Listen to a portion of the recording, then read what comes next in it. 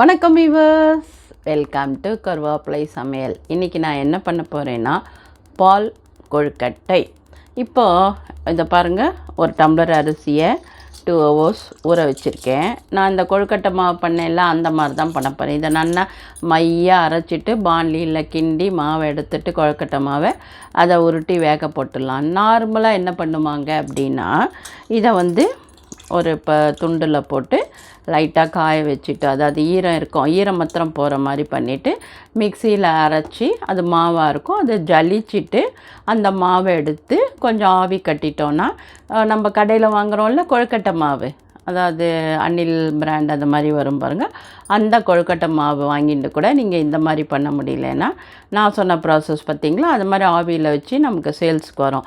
அந்த மாவை என்ன பண்ணணும், நீங்கள் ஈஸியாக பண்ணுறதுக்கு, இது தெரியாத கடையில் கொழுக்கட்டை மாவு வாங்கிக்கிறோம் அப்படின்னா அதில் அந்த மாவில் கொதிக்க கொதிக்க தண்ணி இருக்குல்ல, சுட தண்ணி ஊற்றி அப்படியே கரெக்டாக நம்ம சப்பாத்தி பதத்துக்கு கொஞ்சம் கொஞ்சமாக ஊற்றி அழகாக முறுக்கெல்லாம் போடுவோம்ல அந்த மாதிரி பிசைஞ்சுட்டு, அதுக்கப்புறம் நான் பண்ணுற ப்ராசஸே தான். உருட்டிட்டு வேக போடுறது, தேங்காயிலையே ஏலக்காய் போட்டு அரைச்சி ஊற்றி பால் ஊற்றி வேக வச்சு சூப்பராக ஈவினிங்கில் சாப்பிட்டா எப்படி இருக்கும்.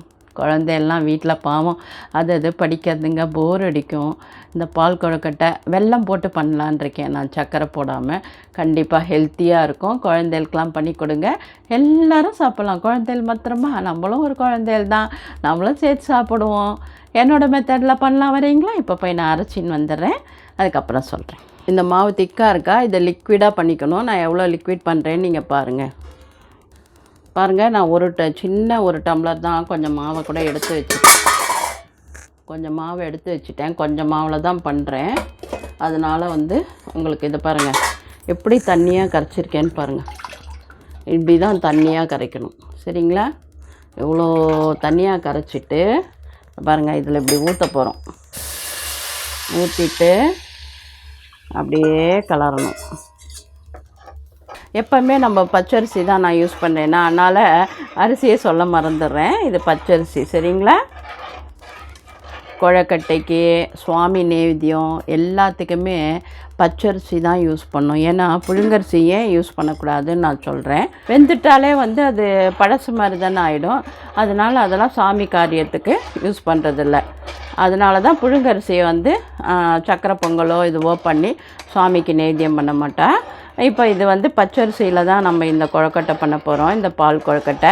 இது ஈஸியாக இருக்கும் எனக்கு, ஏன்னா நான் மாவு அரைச்சி அதை ஜலிச்சு அதை ஆவியில் வேக வச்சு அதுக்கப்புறம் வெந்நீரில் கொஞ்சம் கொஞ்சமாக ஊற்றி பிசைஞ்சு அப்புறம் உருட்டி அதெல்லாம் பண்ணுறது எனக்கு கொஞ்சம் கஷ்டம். பேசிக்கலாக நான் தான் சொல்லியிருக்கேனே, நான் ஒரு சோம்பேறின்னு எல்லாருக்கும் தெரியுமே.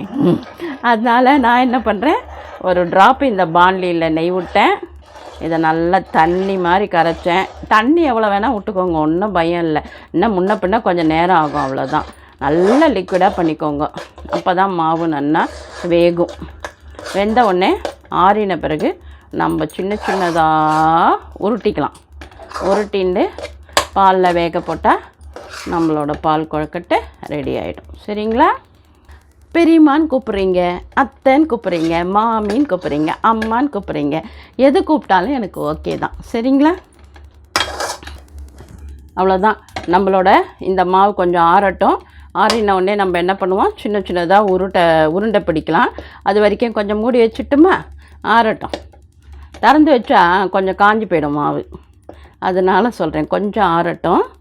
அப்புறமா நம்ம சின்ன சின்னதாக இதை பாருங்கள், பச்சை தண்ணியை தொட்டுண்டு இப்போ கூட பிடிக்கலாம். இந்த பாருங்கள், இப்படி குட்டி குட்டியாக உருட்டணும். சூடு இப்படி குட்டி குட்டியாக உருட்டணும்.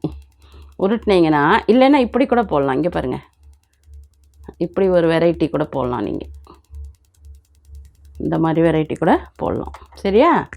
இப்போ ஒரு 5 நிமிஷம் ஆறட்டும்.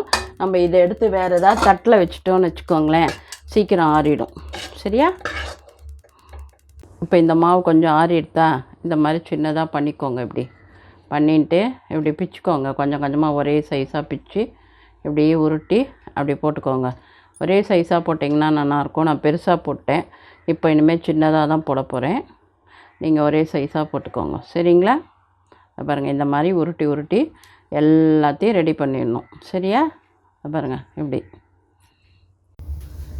பாலை விட்டு காய வச்சு வச்சுருக்கேன். கொதிச்சுட்டு இருக்கு அதே பாத்திரத்தில், அந்த மாவு பாத்திரத்துலேயே. இது வெல்லமும் கரைச்சி வச்சுருக்கேன். இதையே போட்டுடலாம் சர்க்கரைக்கு பதிலாக. எந்த டம்ளரில் அரிசி எடுக்கிறீங்களோ அதே அளவுக்கு வெல்லம் எடுத்தால் தாராளம் போதும். உங்களுக்கு வெல்லம் இன்னும் கொஞ்சம் சாப்பிடுவீங்க, இனிப்பு சாப்பிடுவீங்கன்னா ஒரு 1.25 டம்ளர் இருந்தால் போதும். நீங்கள் எந்த டம்ளரில் அரிசி எடுக்கிறீங்கன்னு பாருங்கள். அந்த டம்ளர்லேயே இங்கே பாருங்கள். இப்போ இது கொதிக்குதா, இதை போட்டுருவோம் நம்ம. சரிங்களா? அந்த காலத்தில் கொழுக்கட்டை பண்ணும்போது இப்போ மாவெல்லாம் மிஞ்சிடும். அப்போ என்ன பண்ணுவாங்க, நம்மளால் சுத்த முடியலன்னா டக்குன்னு இந்த மாதிரி ஐடியா பண்ணி அந்த மிஞ்ச மாவை என்ன பண்ணுவாங்க, கொழுக்கட்டை பண்ணும்போது இந்த மாதிரி அம்மணி கொழுக்கட்டை, பால் கொழுக்கட்டை. காரம் போட்டாங்கன்னா இதே மாதிரி சுற்றிட்டு எண்ணெய்லாம் போட்டு மசாலாலாம் போட்டு காரம் போட்டு பெரட்டி எடுத்திங்கன்னா அம்மணி கொழுக்கட்டை, கார கொழுக்கட்டை.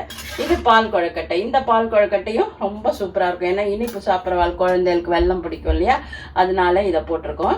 இது கொஞ்சம் நல்லா வெந்துடும். கொதிச்ச உடனே அது அப்படியே அந்த கலர் சேஞ்ச் ஆகும் பாருங்கள். உங்களுக்கு ரொம்ப நல்லா இருக்கும். அப்படியே ஓரளவுக்கு காயெடுத்து இன்னும் ஒரு 5 நிமிஷம் இருந்ததுன்னா இது கொதிச்ச பிறகு என்ன பண்ணணும், வெல்லம் கொஞ்சம் அதுக்கு தேவையானதை ஊற்றிட்டு கடைசியில் தான் நம்ம தேங்காவை அரைச்சி வச்சுருக்கணும், ஏலக்காய் போட்டு. அதை என்ன பண்ணணும், இங்கே பாருங்கள், நான் கொஞ்சமாக வெல்லம் ஊற்றுறேன். அதாவது ஒரு சின்ன டம்ளர் அளவுக்கு வெல்லம் ஊற்றிருக்கேன், ரொம்ப ஊற்றலை. அதனால அந்த வெல்லம் ரெடியாக இருக்குது. இப்போ ஊற்றிட்டேன். சர்க்கரை போட்டும் பண்ணலாம், நீங்கள் உங்களுக்கு என்ன பிடிக்குமோ அந்த மாதிரி பண்ணுங்கள். சரிங்களா?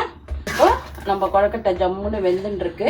அதுக்குள்ளே நான் போய் தேங்காய் பால் உங்களுக்கு எடுத்துன்னு வந்துடுறேன். தேங்காய் பாலை இப்போ இது கொதி வருதுல்ல, அப்போ அந்த தேங்காய் பாலை ஊற்றிட்டோன்னு வச்சுக்கோங்க. ஏலக்காய் போட்டு அரைச்சி அது கொஞ்சம் வெந்நீர் தண்ணி ஊற்றி அரைச்சி திக்கு பாலாக எடுத்துருங்க. அதை ஊற்றிட்டிங்கன்னா அப்புறம் அது சுடக்கூடாது. அவ்வளோதான், நம்ம கொழுக்கட்டை உடனே ரெடி ஆகிடும். சரிங்களா? இந்த தேங்காய் பால் இருக்குல்ல, திக்கு தேங்காய் பாலை அப்படியே ஊற்றிடுறோம். இது ஏலக்காய் போட்டு அரைச்சிருக்கேன். சப்போஸ் நீங்கள் ஏலக்காவை தனியாக போட்டு அந்த தேங்காவை அரைச்சிங்கன்னு வச்சுக்கோங்க. அந்த பால் எடுத்துகிட்டு அந்த தேங்காய் சக்கை இருக்கும்ல, அதையே கூட சட்னியாக அரைச்சிடலாம். இல்லை ஏதாவது காய் பண்ணும்போது அதில் போட்டு தூவிடலாம். சரிங்களா? இதை நான் என்ன பண்ண முடியும்னா, இப்போ ஏதாவது அப்பம், வெள்ளப்பம், இனிப்பப்பம் பண்ணுவோம்ல, அதில் சேர்த்துக்கலாம். அப்படி அரைச்சதுனால இப்போ அவ்வளோதான், அரைச்சாச்சு. 2-3 பேர் கேட்டீங்க, ஆனால் யார் பேரெல்லாம் ரொம்ப நாள் ஆகிடுத்தா. நான் வெறும்னா எழுதி தான் வச்சுருந்தேன் பெண்டிங்னு. அதை பண்ணேன்னா இப்போ நம்ம இன்றைக்கி எல்லோரும் சாயந்தரம் சூடாக பால் கொழுக்கட்டை பண்ணி சாப்பிடுங்க. பசங்களுக்கெலாம் கொடுங்க. நிறையா பெண்டிங் இருக்குது, எழுதி வச்சுருக்கேன், ஒன்று ஒன்றா பண்ணுறேன். அப்புறம் என்ன சொல்லணும், ஆரோக்கியமாக சாப்பிடுவோம், ஆரோக்கியமாக இருப்போம். நன்றி, வாழ்த்துக்கள். அதுக்கப்புறம் நான் கீழே லிங்க்கு கொடுக்குறேன். யாருக்கா பொடி வேணும்னா லிங்க்கை டச் பண்ணி அதை பார்த்து நீங்கள் வாங்கிக்கோங்க. இல்லை அப்படியே வாட்ஸ்அப் நம்பரும் தரேன். சரிங்களா?